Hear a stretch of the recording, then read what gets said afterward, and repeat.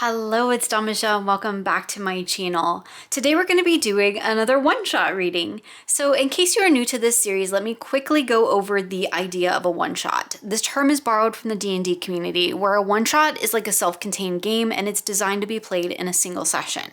So with that in mind, my one-shot readings are those that are completely independent and stand apart from my normal practices. Most of the time I just grab a few decks and I just see what comes up, and that is totally what we're going to do today. So these decks I have been dying to play with, particularly these two, ever since I did a playing with pairs back in August, and I have just been dying to play with these autumnal feeling decks. So I grabbed three. We're going to do two Oracle and a Tarot, and I'm going to actually do a real reading for myself right here on camera and share with you the experience. So the decks we're going to be using today are the Seasons of the Witch Mabon Oracle, which gives me all the fall feels. So I'm going to pair that with my Raven's Prophecy Tarot. Now this is my untrimmed version. I do have a second copy of this deck that I've trimmed down completely borderless, but the bordered works great in this particular instance. And then I've also got my little Between the Worlds Oracle deck that we're going to pull in as well. So like even the backs are giving me autumnal vibes. Okay, so let me go ahead and I'm going to give each of the decks a little shuffle so that I can kind of get them set and clear their energy and get them ready for today. And then we'll go ahead and start pulling cards and see what reading we get.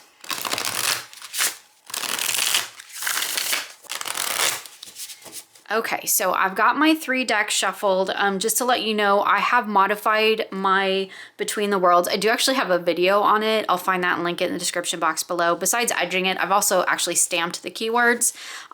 There's one that is misspelled and one that is duplicate. Those might be the same card. I can't remember, which I didn't notice until some of you lovely people pointed that out in the mod video. So we're just gonna roll with it. Okay, so these are completely intuitive readings, even though I've riffled shuffled, as I mentioned, because I shuffle all the decks at once. Riffle is kind of like a clear the energy from whatever happened before. And then I always kind of just do a little overhand while I think about what it is that we're going to do today. So I'm probably just gonna pull one Seasons of the Witch Oracle because there's quite a bit going on in the imagery in this deck, and I don't want to overshadow our reading in any way, shape, or form. So I'm just gonna think about like what I need to know right this 5 minutes, right? There's never a real question. I don't have like a prompt. I don't have a spread. I don't have even a specific question. I'm just kind of like sitting here more like, what do you want to tell me? What do I need to know in this one shot? Like it's completely open. It's open in terms of the way I'm going to lay it. It's completely open in terms of I'm not asking for anything in particular. We're just going to start laying cards and see what happens. Kind of like a D&D game, right? Although like there's a structure there, but we're not going to get into that. All right, so let's pull a card. Split and pull, and we got Darkness Falls. Within you live the hidden, the things that want nothing more than to swallow you whole. Well, that's a dark message for today, but that's okay. And of course, I've got it on a black background, so doesn't that figure? All right, so that's our focal point, Darkness Falls. I love that though. Within you live the hidden, the things that want nothing more than to swallow you whole. So we're probably going to be looking at what that is. And I'm definitely feeling like I need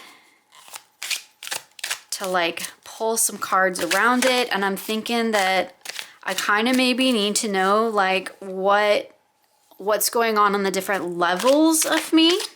So even though I don't like really have spread positions or anything like that, I'm kind of like thinking along those lines. So I'm kind of thinking like maybe what's in the conscious, the subconscious, and maybe what's trying to come out of that. But we'll see what the cards have to say, because I like don't really want to dictate to the cards what it's going to tell me. I'm going to let it tell me what it needs to tell me, right? This is me personifying my tarot. So split and pull. We got the Lovers, the Hanged Man, and the Eight of Coins. Interesting. Okay, so We have the Lovers. The Lovers for me is not about lovers. It's about a sort of divine union in a sense, which I get that really strongly in this particular Lovers card because like they're one, they're joined. It is like a union of souls here. And that's kind of how we see the Lovers, and not necessarily a union of souls with someone else, but a union of soul with self, accessing it as a divine conduit. That is definitely how I read the Lovers. And I do like that this card kind of lets me really dive into that because it's not so traditionally depicted. So we've got the Lovers. So maybe what's hidden within me, what's hidden in the dark, is that connection to soul. It's wanting to come out. So I've got the Hanged Man here, and that's often like a card of like shifting perspectives. So maybe that's gonna take some time to shift that perspective around to allow that Lover's energy to come through. Like it's trying to, that disconnect is what's trying to swallow me whole. That's kind of what I'm getting out of it. That's what's hidden within this. I feel like this is going to be a really short reading because this is like so just on the surface for me. And then we have the Eight of Coins. Like I need to do the work, right? I need to do the work. I need to make the thing happen. So like I'm feeling like that's very surface level though, as I'm dropping cards. And honestly, like, I don't know, maybe I want to dive even a little bit deeper. So let's see what we get here. So we've got our little Between the Worlds. And I might pull in more decks. We don't know. We shall see. Who knows what's going to happen with this one shot. That's the beauty of them.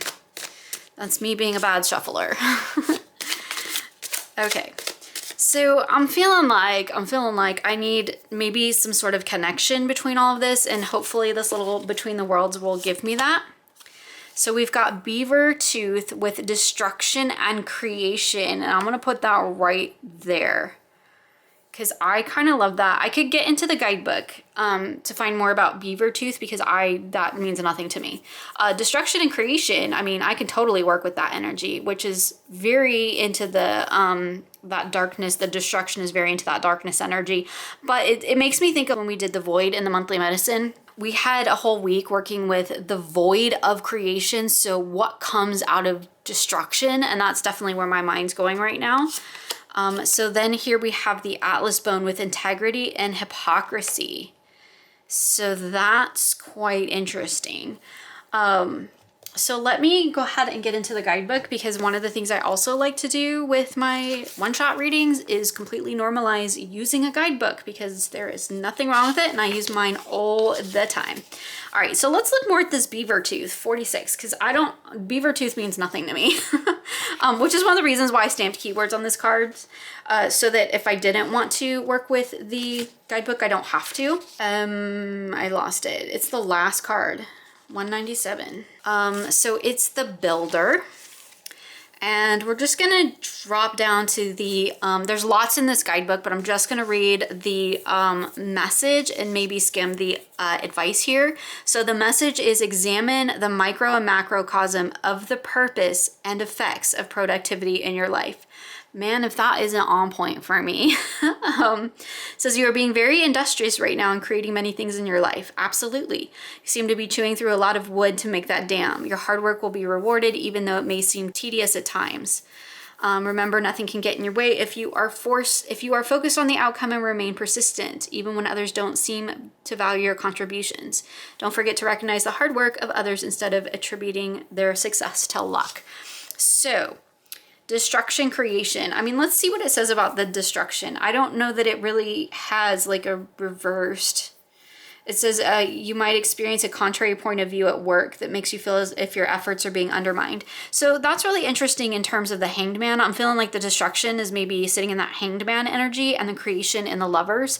So like I'm doing the soul work, right? Remember, Lovers for me was like that soul connection, that divine conduit. So my creations are that divine conduit right now, and that's awesome, and that's going really well. But I also have this Hangman here. So maybe what's trying to swallow me alive is that destructive energy that's a contrary sort of point of view. It says, you know, talking about being sensitive to perceived criticisms, although we all have moments of not producing, so stop long enough to objectively ensure that you are that you are not working mindlessly, but that you have a goal or an outcome for your efforts. So that's really interesting if I look at that in terms of like not work as in other people, because like I'm self-employed, right? I don't work with anybody else besides like, I don't work with anybody else. I don't know where I was going with that besides like nobody. So I feel like this hanged man energy, the destruction energy, the focusing too much on being productive and not connecting with this lover's creation energy, focusing too much on the outcome. Maybe that's what this 8 of coins energy is. This is like the productivity. Focusing too much on that's what's hidden. That's what's going to swallow me whole if I don't start looking at that from a different perspective, right? And that's so like on point. I love these readings because they do tend to be like really succinct for what's going on with me. And like, just here's me sharing all my stuff on the internet. But whatever, like this is how we learn, right? This is how we learn. I love watching other people do readings, like personal readings, because then I feel like that shows me how I can make a personal connection to my readings as well. Like we learn through watching others, right? So then we have the Atlas bone. All right. So the Atlas bone is pieces. So the message is thoughts and feelings will argue if not connected. So integrity and hypocrisy. I feel like both of the keywords are applying to this reading. And there is an interesting disconnect that sometimes happens between like my mind and my brain and my heart, right? My thoughts and my feelings. Because like my brain is telling me one thing and my heart is telling me a different thing. Like my brain is all over here like, be productive, do the thing, get the work done, get your crap out in the world, lady. Like stop goofing around. But my heart on the other hand is sometimes going like, no, we need to connect. We need to spend time with it. We need to like really put ourselves into it, right? It's not about what we can produce. It's about what we can create. And those are two very, very different energies. Producing something and creating something can be completely opposite from each other, and they can exist in competition to each other. There's a disharmony that can happen when what you're creating starts becoming a product or something that you produce, and then sometimes you lose that creative connection, that soul connection that you had to it. So just like a little interesting tidbit there that's coming to mind as I'm going through this. And I do feel like each of the keywords are applying. So like it's telling me kind of like this is the balancing point between these two things. So the advice for the upright is if you are, which I assume is the integrity, you are connecting the dots here and you are correct about your assessment of what's happening right now. Okay, cool. So like my reading's on point, right? I'm gonna take that as a universal, yes, you're doing it right. You're reading those cards right. Good for you. All right, so your thoughts and feelings are working in harmony sometimes, because I have two keywords here and I feel like both apply simultaneously. Sometimes my thoughts and feelings are in harmony when I'm sitting in this creative lover space. Sometimes they're not when I'm sitting in this hangman destruction energy. So like enjoy this time, enjoy this space and time to teach or share your experiences with others to help them integrate their own emotions and intellects so they can enjoy balance in their lives. Cool, that's what I'm doing, right? I'm sharing my reading with you all. Okay, so let's just get down to the reversed, which I assume is going to reflect more of this hypocrisy message. And it says, learning to connect thought to action is not always easy. And right now you may be saying and thinking two different things. You may be overpromising and then missing deadlines. You might also be refusing things you wish you hadn't. It says, if we take the time to process what we were thinking and breathe for a moment, we'll be able to respond less emotionally. So like it's really just telling us that when we're not connecting with this energy in a proper and balanced way, when that hidden thing is coming to swallow me whole, that's where the hypocrisy lies, right? When there's a disconnect between this sort of producing, creating, this destruction, creation energy, right? And so that I feel like is where that darkness falls energy is coming. That's what's trying to swallow me whole, is if I don't monitor when I'm slipping into that producing rather than creating, which for me are two different things. That's two different energies to sit in.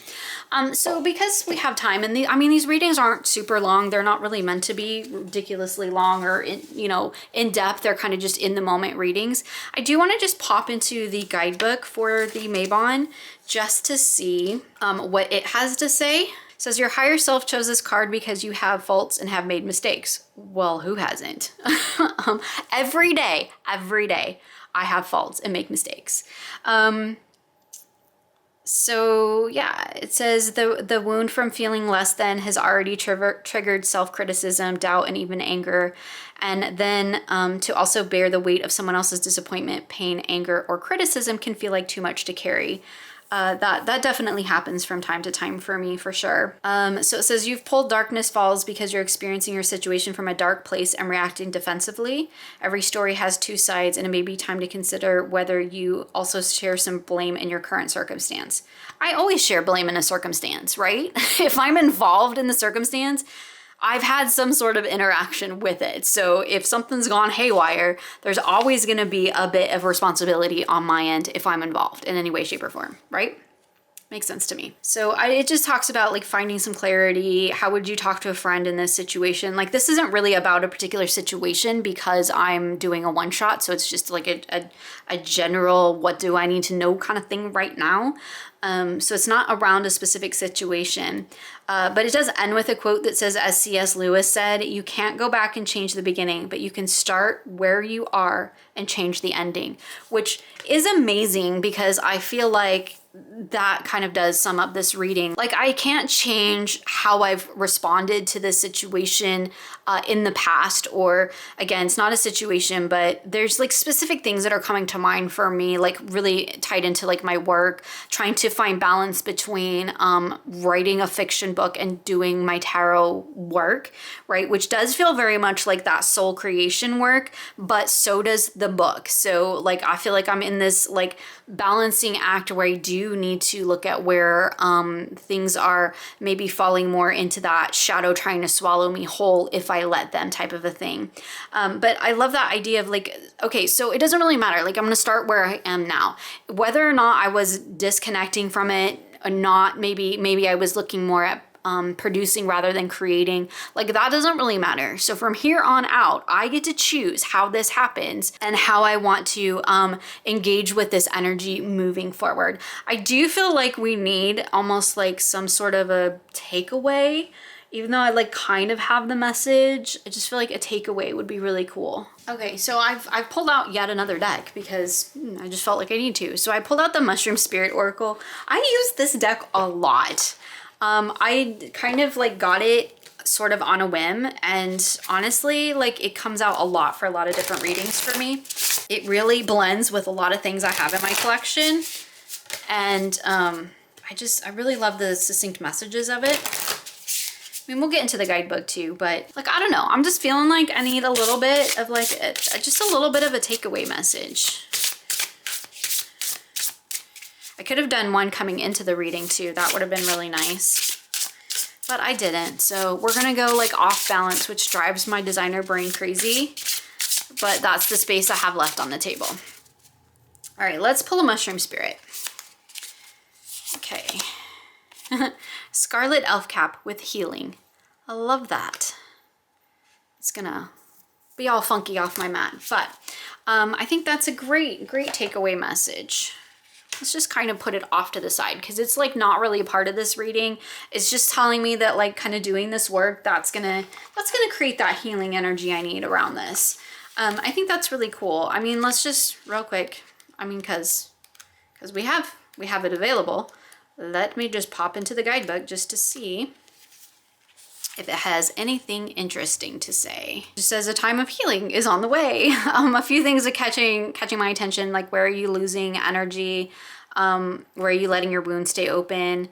And Scarlet Elf Cut may also be asking you to help heal the wounds of others.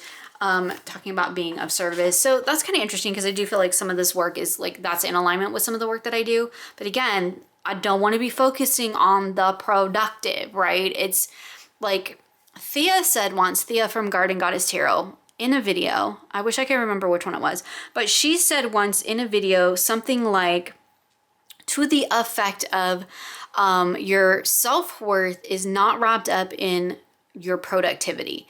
So that's something that I struggle with as well, trying, not to, because I am just naturally a pretty productive person. Like I do I get a lot of stuff done in a day. I'm just always doing, and that's just me. It's also me not like wanting to really sit still. My brain is always going, and I have so many things that I want to create, that I want to get out into the world, that like I'm always doing. Sometimes I do end up falling into that, oh, I just need to get this out so I could get it out into the world so I can move on. And that's the wrong kind of mindset. That's not a healthy mindset. So that maybe needs to be what I need to heal, that sort of energy around, you know, looking at things as a product rather than remembering that it's a source of my divine connection, right? That like I'm a channel and I'm allowing that stuff to come through me and out into the world, but it needs to do so in a way that is like in alignment with who I am and not something that's forced. I don't want to make products. I want to connect with people, and I want to create things that help people in their own lives. It's not about a product. It's not about creating something to sell. It's about what can I share. And so I think for me, that's really the key takeaway in all of this darkness falls. Like what's threatening to swallow me is that getting stuck in that thought process of product versus creation, right? I want to create. I don't necessarily want to produce. And again, like I said, those two things aren't mutually exclusive. So anyway, okay, so that's my one-shot reading with Darkness Falls of what's going to swallow me whole if I let it. Don't you just love when the cards just like air all your dirty laundry out on the table?